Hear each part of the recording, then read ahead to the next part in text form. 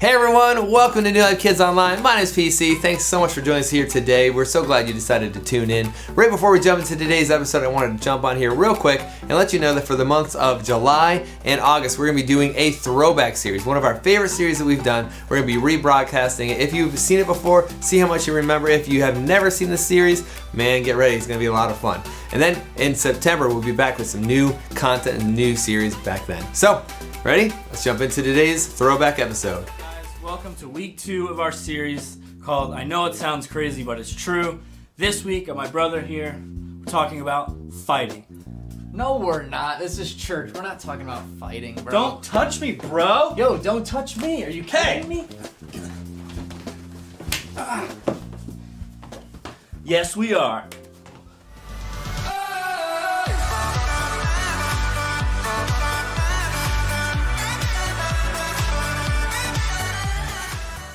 Hey boys and girls, welcome to New Life Kids Online. I'm Pastor Randy. It's great to have you with us today. Hey, I just wanted to let you know that we're going to have an awesome day today. So just stay with us. We're going to talk about fighting, but we're really going to talk more about how God comes in and helps us to repair those and helps us to love one another. So we got some cool stuff. Got a great story, what you got to know. We got points of interest. We got our debrief. We got a whole bunch of stuff. But here's our first video coming up right now. Welcome back, everybody, to another edition of I Know It Sounds Crazy, But It's True. I'm Josh, and my friends and I... Yeah! Howdy do. I'm so excited!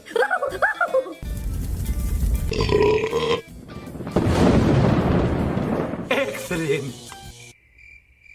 You people make my brain hurt. I couldn't look at it. You stay away from my brain, creepo. Guys, focus. Excuse me. We're here to talk about some of the weirdest, wackiest, and strangest stories of the entire Bible. And today, we're talking about two brothers. Jacob and Esau. Now, Jacob and Esau had a dad who was blind. He couldn't see at all. And Jacob and Esau knew that when their dad passed away, Esau was going to get a special blessing. Jacob was jealous of his brother. I mean, Big time. and so Jacob was going to trick their dad to give him the blessing instead of his brother. And how exactly is he going to do that? Esau was a really hairy guy. Kind of like Bigfoot. What are you looking at? Or Chewbacca. Disturbing. So Jacob got help from his mom. Hello. And covered himself with animal fur. To trick their dad into thinking he was his hairy brother. Here we have Jacob sporting the latest animal fur fashion, looking just like his brother Esau, and not at all like some weird hairy lady. Talk about nuts! How silly! That'll never work! Well, it did work. Never mind. Esau found out, and he was furious. And Jacob had to run for his life. Be right back. Gotta run for my life. But where's Jacob gonna go? I don't know. What's he gonna do? I just said I don't know. And can I look at his brain? No. You're gonna find out what happens next in today's lesson. Professor? Hello. Hit the button. Okie dokie.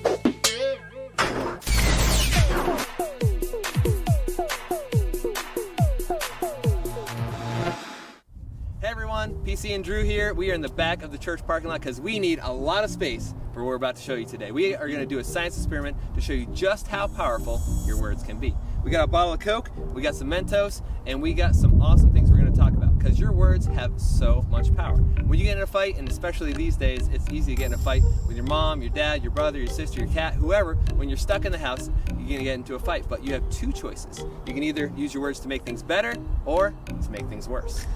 That's right, PC. In the Bible, God calls us to be peacemakers. So if you're stuck in a situation where you're in a fight or something's going bad, God doesn't want us to fight or argue. He wants us to talk it out and make it work. That's right.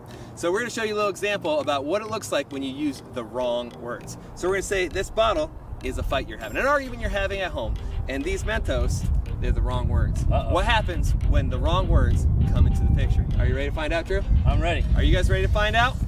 Let's find out. Here we go. Hold the pin, Drew.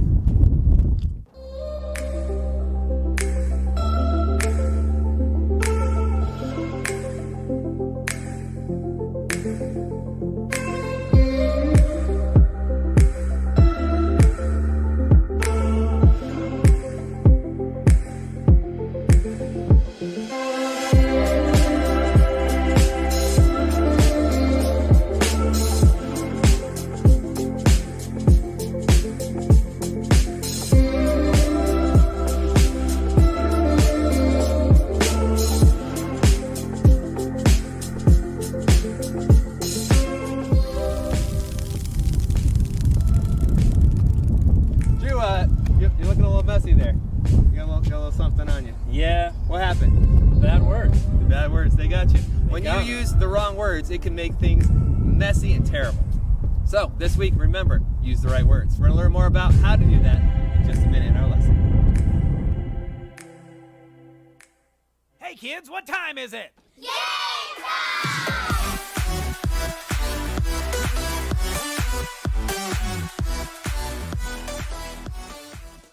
What's up, guys? Drew here with another awesome game time. Today we are playing one of my all-time favorite games. It's called Name That Sound. What's going to happen is there's going to be a crazy noise that you're going to hear, and there's going to be a couple options. You have to choose what do you think that one is, whatever the right one is. So remember, when we're done, comment down below how many you got right. I'm predicting I'm going to get all 5 right this week.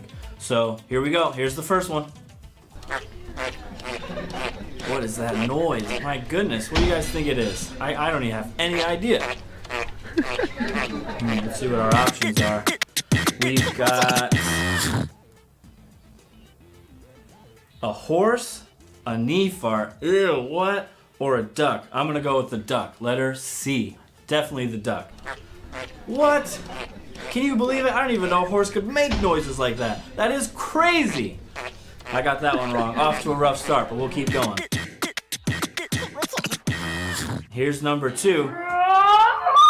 Ooh, what is that? Pastor Chris just looked at me. He said he has no idea what that is. I am bewildered. Who knows what it could be? Our options are a cow screaming, a monkey pushing a chair, or a toad croaking. I'm gonna go with letter C again, back to back. The toad croaking, definitely what it is. Oh my goodness, look at that cow. That is ridiculous. Who knew cows could make noises? I didn't. Here's number 3. Here we go. Let's see. Ooh. I don't know what that is. I don't think I've ever heard anything like that in my life. This is crazy. Let's see what our options are. We've got a bunny passing gas. Ew, what? Guys, that's crazy. A laser gun or a bird snoring? I'm gonna go with the laser gun. Letter B. Pew pew. Let's see what we got. Oh, a bird snoring? I mean, at least he's peaceful. I got the answer wrong, but at least he's enjoying his nap. Good for him. Number 4, here we go. I've actually heard Pastor Andy make this noise once or twice. It's crazy when I hear it, but I'm really unsure of what it is. What do you guys think? Our options are, we've got a man tasting wasabi, an angry seal, or an Olympic weightlifter. I'm gonna go with letter B, the angry seal. Oh, look, I finally got one right. Can you guys believe it? Man, that is crazy. I love getting into the sounds. They're the best. So we got our last one here, number 5, guys. Hopefully you guys are doing better than I am. What do you guys think that is? I have no idea. This is crazy. So we got our options here. We've got R2-D2, a squawking bird, or a lightsaber fight. I'm gonna go with A, R2-D2. Beep boop, beep boop. My favorite Star Wars character. That's not R2-D2. That's a bird. I was wrong. I only got one right, guys. Hopefully you guys did better than I did. Remember, comment down below how many you got right. Now, we're going to jump into a time of awesome worship. So get up off your couches, stretch it out a little bit. Here we go. Into worship.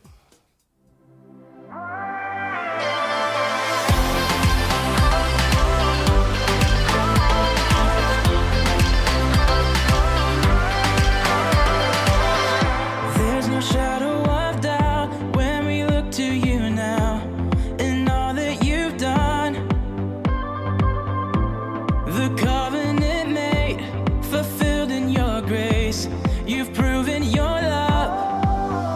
You are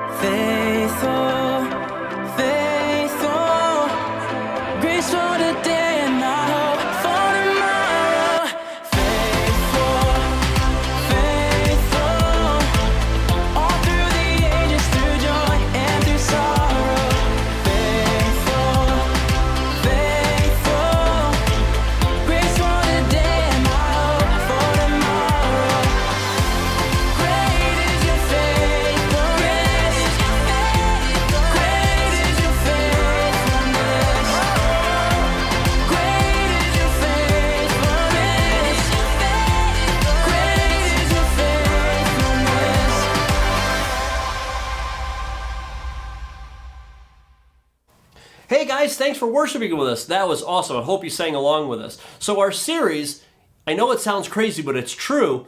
This story comes right from that, and it's a story about Jacob and Esau, these two brothers that are twins, and it's found in Genesis chapter 32 and 33. In your Fire Bible, you can find it on pages 42 to 44. So that's where we're going to get going with our story. Are you ready? Here we go. So today's story is about Jacob and Esau, and they're twins. And what happens is Esau is the firstborn, which means in their culture, he would get everything that his father owned. He'd get all of his house and his camels and everything. And that made Jacob just a little bit upset. So Jacob deceives his dad into thinking that he is Esau, and he steals it from him. Well, that didn't make Esau very happy. Esau got angry, and Jacob runs away out of fear. So many years later, Jacob wants to say he's sorry. So Jacob sends a messenger to Esau. Esau has no idea that Jacob's even nearby, but he sends a messenger to him, to Esau, and says, hey, can we get together? I really want to say I'm sorry. Now, it's really important for us to say we're sorry when we do something wrong. And sometimes we just say sorry when we don't want to get in trouble, but Jacob wants to say sorry because he's really sorry. And so he sends this messenger, and the messenger brings gifts and animals to prove how serious he is. And Esau is so surprised when his servants come back. He said, oh man, my brother really does want to meet with me. And when the messengers get back to Jacob, they say, your brother's coming to see you, but he's bringing an army of 400 men. So Jacob is terrified because he looks out and he sees Esau with these 400 men. He is absolutely afraid for his life. So he says, what am I going to do? What am I going to do? What am I going to do? So Jacob decides, I'm going to pray. And that's exactly what you and I do. Anytime we get in trouble, we're like, man, I gotta pray, man. I hope my mom isn't mad. I hope God isn't angry with me. And so Jacob prays. And he says, God, you're gonna have to help me out with this. And so Esau arrives. And instead of Jacob running out and saying, man, it took you long enough to get here. How come you didn't forgive me all those years ago, man? You left me out here. Instead of doing that, Jacob says, I'm sorry. He humbles himself like his servants do. Matter of fact, the story in the Bible says that he even bowed down before Esau. And instead of being angry with Jacob, Esau picks him up, picks up his brother, and gives him a big, huge bear hug. And he says, man, I have missed you, and I forgive you. I know, Jacob, that you stole my birthright, and it wasn't right what you did. But you're my brother, and I love you, and I forgive you. So today we're learning all about forgiveness. And in just a second, Pastor Chris is going to come. He's got 4 points that we can learn from our story today about Jacob and Esau and how God forgives us. What an awesome Bible story that was. Can you imagine being Esau and choosing to forgive your brother of something so big? That sounds crazy, but it's true. And that's exactly what we're talking about today. We are talking all about how to handle fights and conflict. Some of you might have gotten a fight with a sibling or a parent this week, maybe even this morning getting ready for church today. Fights happen, and we're going to show you from God's Word what can you do when fights happen. We got 4 things we want to teach you right now about what to do when you get in a fight. Number 1, make the first move. If you are in conflict with someone, especially if you are the one who's done something wrong, it's your responsibility to make the first move. If you wait for the other person to come to you, the conflict may never be over. When your friend is upset for you making fun of them, you go to them and tell them you're sorry. Make the first move. That's what we see Jacob do, and we should too. Number 2, ask God for help. It's not always easy to make the first move. We need to ask God for help. And that is what Jacob did. When he heard that his brother was definitely coming to meet him, he got down on his knees and he prayed to God. When we have hurt someone, making the first move and talking to the person, especially after a long time, can be pretty scary. We need to ask God for help. God will always help us to have the courage, the strength, and the forgiveness we need to make things right. Number 3, keep a humble attitude. When Esau arrived at Jacob's camp, Jacob ran out to meet him. He kept a humble attitude and greeted his brother by bowing down before him like a servant. Jacob didn't choose to start telling him off and telling all the things that he had done wrong, about why he was wrong for not forgiving Jacob. Instead, Jacob bowed down before him in humility. That is what we need to do. Don't go to the person you hurt with a chip on your shoulder. Don't go to them upset and telling them all the things and why they were wrong to be mad. Go to them with a humble attitude and simply say, I'm sorry. When Esau saw Jacob, he ran to him. And when he got to him, he gave him a huge hug in his arms, and he chose to forgive him. And they got to celebrate their family being brought back together once again. You see, when two or more people who are apart choose to come back together and forgive each other, we call that restoration. And if you follow these 3 steps, 1, 2, and 3, just like they did, you get to move on to number 4. Number 4 says, celebrate restoration. As Christians, we are not meant to be angry with one another. That's why we have to follow the example of Jacob, to make the first move, ask God for help, and keep a humble attitude. And then we can celebrate restoration when the fight is over. So right now, what we're going to do is we're going to move into a time of prayer. So right there at home, what I want you to do, I want you to close your eyes, bow your head nice and quietly, and we're going to take a minute to pray. Now, just like last week, why am I closing my eyes? It's not so you fall asleep. It's not because God hears you better if you have your eyes squeezed real tight. But instead, we do that so that we can push aside everything around us that would distract us and we can focus in on God. You see, there's 2 parts to this story, Jacob and Esau.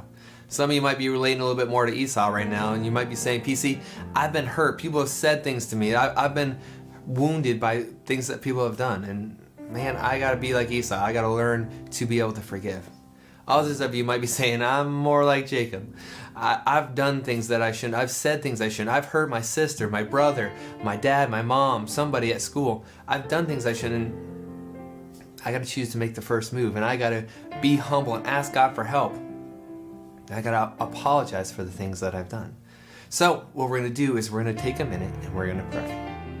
God, we thank you so much for this day. We thank you, Lord, for your word, for this awesome story. We thank you for every student, every kid, every family gathered around listening to this story. Lord, we thank you that you forgive us when we make mistakes. Help us to forgive others when they wrong us. God, help us to be brave, to make the first move, to go humbly with your help, asking you for your help, to ask forgiveness from those who we have wronged. Man, it must have been scary for Jacob to do, knowing how he left it with his brother. Help us, Lord, to be brave like him, and that you would go with us and help us not to wait till tomorrow or this afternoon or after lunch or whenever, but choose to go soon and ask forgiveness from those who we have wronged. And we ask for your help in doing it. In Jesus' name we pray. And everybody said, amen. So right now we're going to move into a time called the debrief. What is the debrief? The debrief is a small group time where we want you to gather together with your family, with your small group, and we're going to give you 5 questions in just a couple minutes that we want you to go through. Some of them are funny, some of them are a little deeper, more reflective, and at the end, we want you to come together as a family to take prayer requests and to pray together. So, we'll see you after the debrief.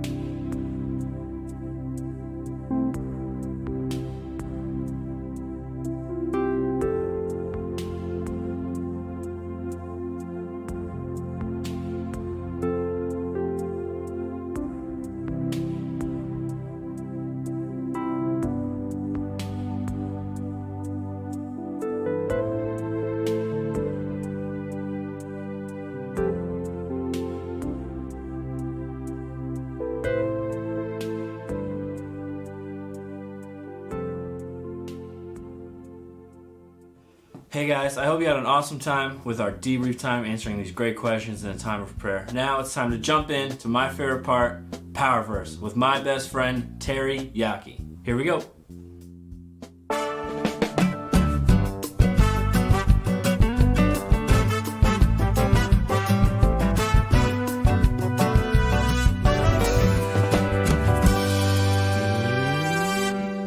Ooh, a little sweet and so salt.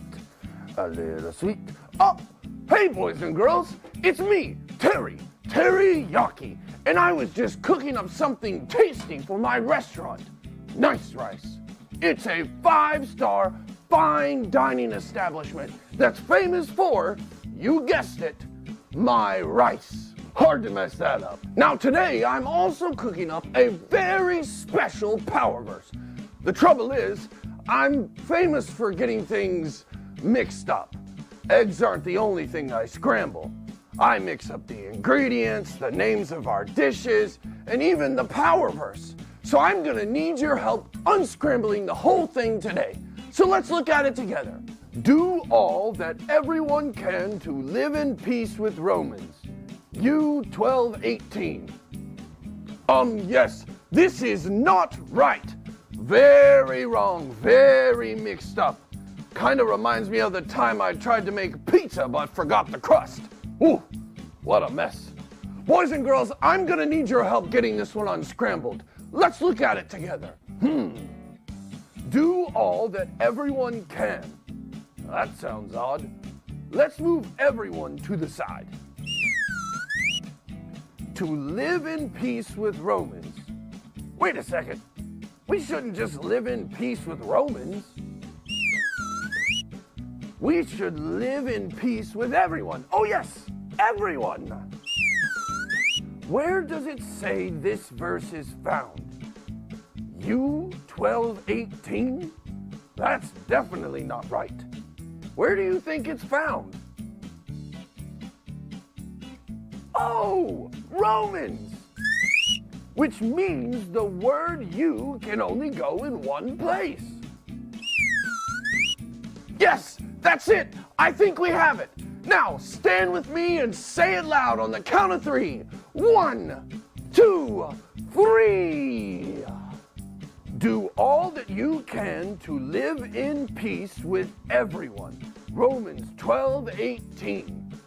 That's a great power verse. Now, let's make sure we really know it so when we need to remember it later, it's not all mixed up in our brains.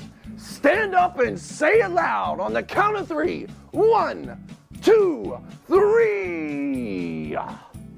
Do all that you can to live in peace with everyone. Romans 12:18. Great job, boys and girls. Now, I've got to get back to making this lasagna. Or was it lasagna? Get it? Lasagna, lasagna, Okay, the customers are waiting. So until next time, this is Teriyaki saying, ladles up.